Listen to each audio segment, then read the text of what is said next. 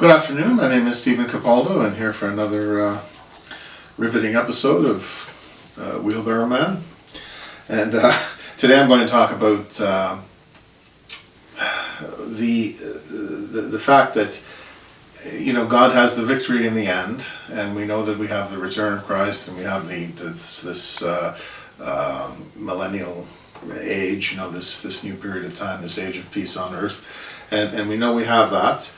And the issue is not God's victory. The issue is, when are we going to choose to wake up and be victorious ourselves? When are we going to choose to look at all these things that are being done all at once? And I'm going to talk about a number of these things and put them all together to you, just to show you how much we have willingly dumbed ourselves down and allowed ourselves to remain asleep, instead of rising up and waking up and claiming what is ours as children of God. We are not meant to be pushed around the way the authorities are pushing us around. So I want to encourage you to know that God is victorious, but at the same time I also want to encourage you to know that you've got to own this. You've got to sort of realize who you are in Christ, and come to that knowledge and belief, and that way of living and way of thinking.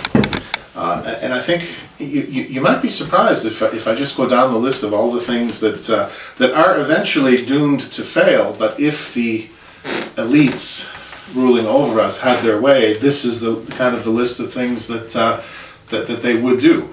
And I think it's only a partial list, but anyway, I'm going to go through the different things that have been happening, and it's not so much that something is happening. I mean, there are always problems, there are always things that go wrong, but the thing is that so many of them have such negative impacts, and they could be corrected fairly easily. So if you just look at things that just have been going on, some of them are more U.S. things, and some of them are going on everywhere. And things like the border situation. I mean, it's the issue. The issue isn't really borders. I think eventually we're going to operate without borders. When really we truly have a restoration, an age of peace on earth. We won't need all of these borders and all of this red tape and things like that. We won't need it. But in the meantime, we're not there yet. And what you have on the U.S. border is you have not only a state of chaos, you have two states. You have a state of chaos and a state of denial. That there is anything wrong, and so really that's one thing that's causing a great deal of instability. You have cyber attacks on different facilities. And there could be real attacks on certain facilities. The cyber attack that is taking place on elections, that type of thing.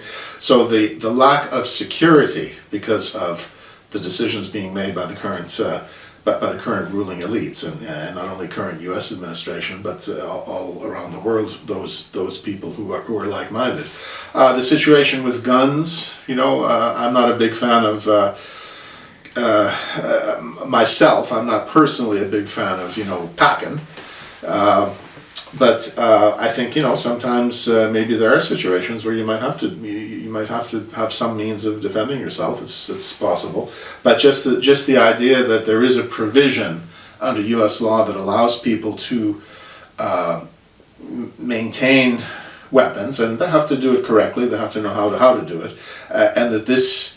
There seems to be some kind of an obsession with ripping this away, even though it is legitimately part of U.S. law and the U.S. Constitution. There's this fixation with taking this right away from people. Right? So how long do people put up with things, right? And then what's being done with the food supply, right? You've noticed recently that prices are going up, up, up. That's because the food supply is going down, down, down. That's usually what happens when there's less, not so much supply, and you have steady demand or higher demand. Well, that drives up the price. And just what's being done in agriculture, all the trends. You talk about big government, big business, big tech, big pharma, big ag is another one, and all the stuff that we're eating, all the GMO, artificial stuff, all the additives, glyphosates, etc. And what is that doing to the planetary creation? What's that doing to our environment? You have a lot of very unwise agricultural practices as well, and a lot of the small operations again are being put out of business because the big ones, they have an ability to buy up land, and they can produce at very small. They can produce large quantities, and they can make money, but the profit margin it doesn't have to be that much, but they can produce a lot, right? So they drive the small people out of business, but. The thing is, the small people are encouraged not to produce as much, right? What's the impact of the electromagnetic field and 5G and things like that? Contrails and chemtrails and the heavy metals and what it does to the skin. Morgellons disease, things like that. What does it do to other bodily functions, the 5G and EMF, and all of this is going on at once. All the national security issues and the guns and the agriculture and all of this electromagnetic problems, all of these man-made electromagnetic problems, and then that's even before we get to the infamous virus. And what is the virus? Well, by and large, it's a bioweapon. It was released. Or escaped. I mean, if you want to put it that way. I mean, whatever it was, but it's really. It may be partially natural, but it's mostly something that was released, or something that is a bioweapon, and it was planned. It was rehearsed in the fall of 2019, and it was released in 2020. And it had the impact that it had on the election and on the economy and on people's lives. And the results of all of this, from the virus, you have this masking and distancing and lockdowns, and then you have all of the conflict between science and government and science and the people, and all of that discussion, which I'll get into a little bit. But I think that the impact that the lockdown situation has had on children, and without even getting into the global criminal enterprise against children, without even getting into that's on top of all of this, is you have, look at what has happened to the children over the last year, from not being in school very much, not having the normal social contact, and then having to put the masks on, and we know that you don't breathe very well, and of course even if you have some kids together, they can't be close together, and the mask and the distance stifle communication, the normal communication that children need. For a virus, which the scientists themselves say is very unpredictable, so that any advice that they give is going to be very unpredictable. So just give us the options and we'll do our best. But then politicians step in and say, well, this is what you have to do, this is what you must not do. And so that creates a situation that of control based on something that is wobbly, wonky. The science or the scientific opinions given by the experts, so-called experts, is that it's the virus is unpredictable. Well, that's okay, but then you don't develop on that basis. You don't develop public policy that restricts people for something which anyway has a survival rate of 99.7% or thereabouts. Depending on your age, it would be lower if you're older and sicker, but still, it has a very good survival rate. So if it's unpredictable, okay, all you need to do is give people their options and let them decide. And so from this whole virus situation and the measures that have been taken, the restrictive measures that have been taken, you have things like the vaccination and the vaccination passport now, and all of the implications for tracking and how artificial intelligence can be used to track and carry out surveillance against people. And just to give you an idea, I ran across a very good little video, very short, but basically the premise of the video is, if you've been fully vaccinated, how would the government answer the following questions? And then on that basis you can kind of see, well, is it worth getting vaccinated? But if you answered the following, if you were fully, or you maybe you were going to decide, and what if this that, what should I do? So it could be either way. It could be you're already fully vaccinated, and now you ask the questions of the government, and this is how the government replies, or you're wondering, should I be vaccinated, and how, what does the government have to say when I ask them these questions? Well, if I get the vaccine, can I stop wearing a mask? And pretty well the answer to that, what the answer to that is, it's no. You can't stop wearing a mask. Well, then now you have options. You can distance, or you can get a vaccination. If you're worried by the fact that someone does not wear a mask, you have options.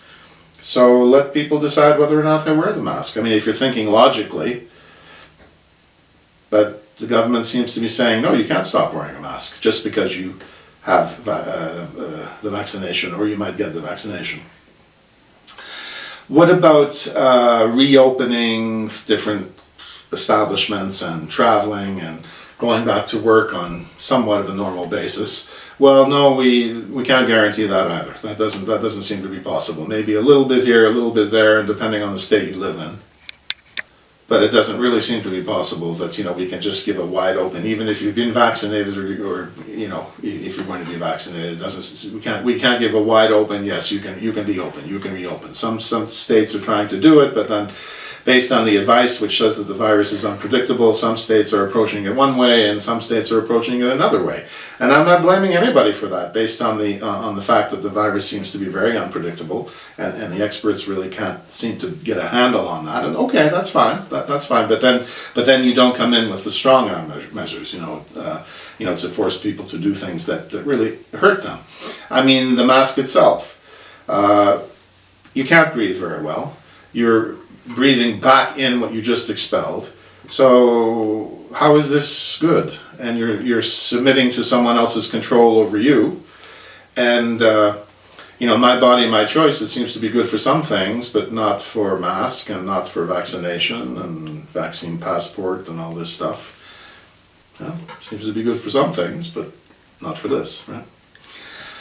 So if I take the vaccine, or if I've taken the vaccine, then can I catch COVID-19 again? Am I now resistant to it myself? Well, probably not. I mean, you might still be able to get it again. Am I contagious to others? Or now, am I not contagious to others because I've been vaccinated? No, because the vax apparently doesn't stop transmission. So you might get it again yourself, and you can't stop other people from getting it. So what are we talking about here? I mean, if you can't, you take this product, which is a chemical product that you're injecting into yourself, and who knows what else is in it and what else it can do. You're injecting this product into yourself, and there's no guarantee that you wouldn't get it again, and there's no guarantee that you wouldn't give it to others still. And how long does it last? Oh, well, the answer from the government is, well, we don't really know, because basically it's experimental, and most experimental drugs are tried out first on animals, but here where the humans are going to be the guinea pigs. So if it's experimental, you might have to end up, in addition to the vaccine you got now, which could be 1 dose or 2 doses, you might on top of that have to get some boosters as time goes on. And then there might be different variants, you might have to get different vaccines. And remember the survival rate, over 99%, right? Well, if I get the vaccination, then I don't have to keep a social distance, do I? There's no social distancing involved. Oh, no, you have to keep your distance. You have to do all the other stuff that you were doing before the vaccination. So we're not lifting the requirements of anything. And now they're trying to give incentives, because people are just starting to do things to take their lives back anyway. So now it's very clever. The current administration is saying, well, if we pretend to give them the right to do this, this, and that, if they get the vaccination, maybe we can trick them into getting the vaccination. So, because now they'll be able to travel with their masks and social distancing, except on planes, because there aren't many flights, so there we crush them together. No distancing, but they have to wear a mask. And I heard of a good trick. If you're on an airplane, you can cut a hole into your mask, and then when you're eating, you can pull down the mask. So you bring some trail mix or granola or something like that, and then you eat one little peanut or one little, whatever it is, sunflower seed at a time, and then you chew it and you masticate it. You really you really grind that sucker down, right? And then you just keep going like that, and you do that through the flight, right? So there are no guarantees of anything if you get this vaccination. Can I hug my family now? Can I hug grandmother, grandfather, cousins, nephews, nieces, kids, whatever? Well, no, that's still risky. You should stay home, stay away as much as possible. So then what is the big benefit after all of that? What is the big benefit of taking the vaccination? Well, there is one. If you take it, we're hopeful that COVID would not kill you. So that's really it. There are no other guarantees beyond that. But then again, can you say with certainty that the vaccination would not injure or kill? Well, no, there are no guarantees. We're hoping if you take it that it won't kill you, but there are no guarantees that it won't injure you or kill you. So why then, if there's a survival rate of 99.7%, why then does it even come on the radar screen that you have to take this vaccination? You're strongly encouraged. You might not be able to travel. You might not be able to go to work. You might not be able to attend certain events. If the survival rate is 99.7, what's the problem? Why not just take your chances? Why do you have to have a vaccination? Oh, well, you have to protect others. Well, how many others? They can wear a mask, they can distance if they want to, they can get a vaccination. I mean, we're just going around in circles with this discussion on vaccination passport, all this stuff. And what about,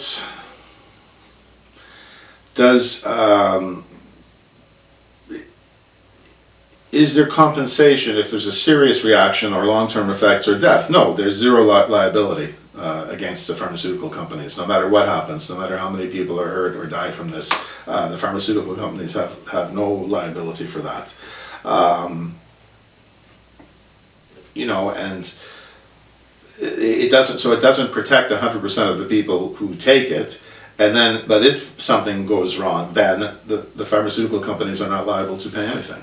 So you put all of that together, and really, what is the point? I mean, if you have all these things that are not going for the vaccination, the vaccine, then why do you take it? I mean, and the only really serious thing that you get from the government is, well, so you take it for you, hoping it won't kill you, and we hope it won't hurt others, but we can't guarantee that. So this is not very good. I mean, and this is experimental. This thing was done very quickly, and so I think really, people should, people will need to do what they think is best or what they think they have to do. But a lot of times people come up with the answer, well, everyone has to do what they think is right for them. Okay, but you made your decision based on what? Oh, well, I need it for my job. Oh, well, I want to travel. Oh, well, I want to go out to restaurants again. Oh, well, I want to see my grandchildren again. If you're saying yes to this thing based on what other people are telling you need to do, they're saying you need to do this because of whatever, then I don't think that's very solid reasoning. I think you need to have the strength of mind and the strength of character to do the research yourself and to come up with something based on facts and logic and objectivity.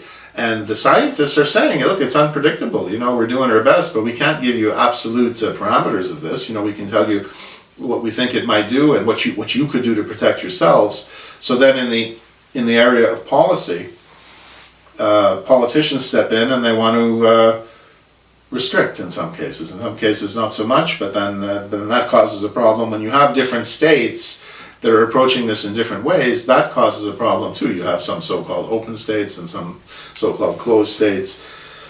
Okay, every state can do what they want, but then just the very idea that you have this division of states, that's another thing that makes the dialogue on this very difficult, because people just categorize each other. Well, if you're hesitant about the vaccination, then you're some kind of anti-vaxxer, conspiracy theorist, tinfoil hat wearing, nut. And if you're in a more cautious state, well, I mean, I don't know, is that, people will say, well, dictator or whatever, a tyrant, whatever. in a lockdown state. And you know, you have to consider the merits of these arguments on your own.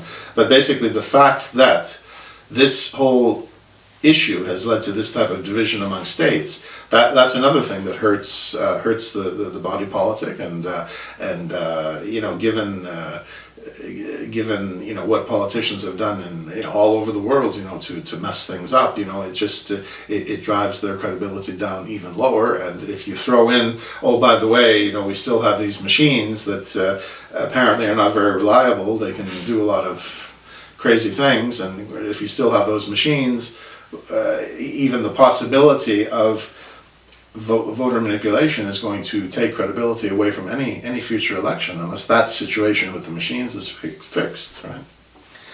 So anyway, that's a little bit on that. And then just the other things that are going on is, well, just in general, what's been done on to children and to the unborn. And you know, you can get into the international trafficking and pedophilia rings and all this. That's one aspect of it, but also the issue of abortion, which basically, you know, the kingdom of God is about life. It's not about death. It's not that we condemn anyone who's ever had an abortion, but the thing is, you do have the option of adoption, which would be a better option than abortion. Once the gestation begins, there is some form of life. I'm not saying that it's you know, viable life, you know, at that point. It's not what you would call viable for a long time, but it is life. So, you know, when there is another option, that means that you're not ending that life. That's, you know, that would be a kingdom value. That would be a divine value.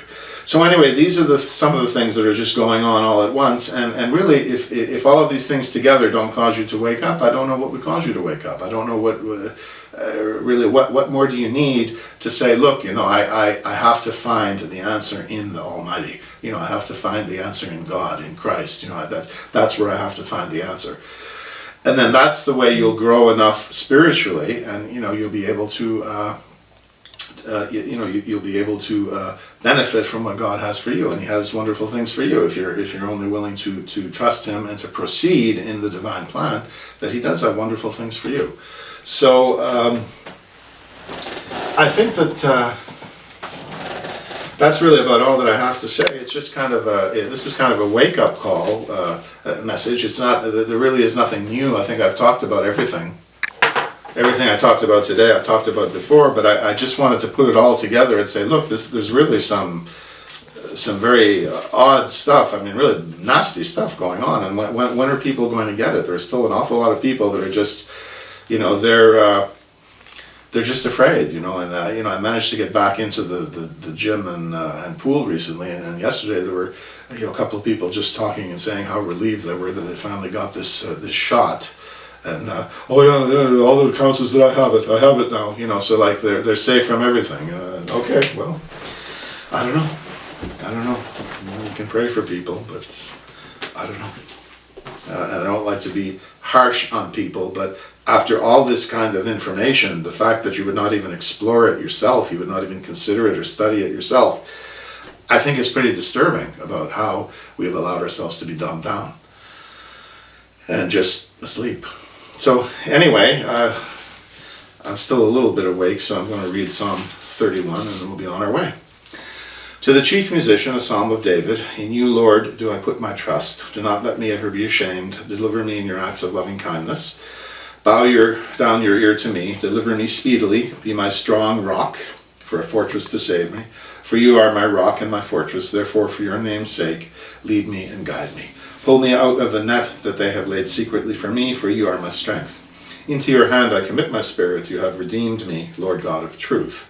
I've hated those who regard lying vanities, but I trust in the Lord.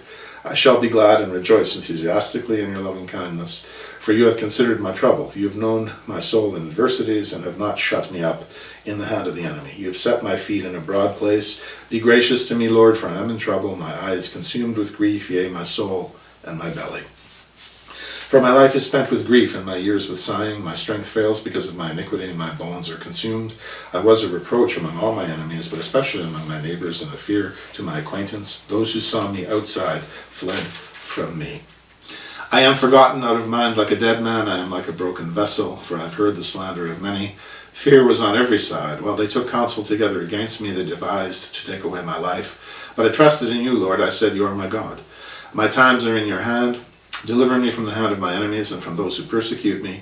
Make your face to shine upon your servant. Save me for your loving kindness' sake. Do not let me be ashamed, Lord, for I have called upon you. Let the wicked be ashamed. Let them be silent in the grave. Let the lying lips be put to silence, which speak grievous things with pride and contempt against the righteous. Oh, how great is your goodness, which you have laid up for those who revere you, which you have wrought for those who trust in you before the sons of men. You will hide them in the secrecy of your presence from the intrigues of man. You will keep them secretly in safety from the strife of tongues. Blessed be the Lord, for he has shown me his marvelous kindness in a strong city. For I said in my haste, I am cut off from before your eyes. Nevertheless, you heard the sound of my supplications when I cried to you. O love the Lord, all you his godly ones, for the Lord preserves the faithful and plentifully repays the prideful. Be of good courage, and he will strengthen your heart, all you who wait for the Lord. Amen. Thank you very much for listening, and we'll talk to you soon. Bye for now.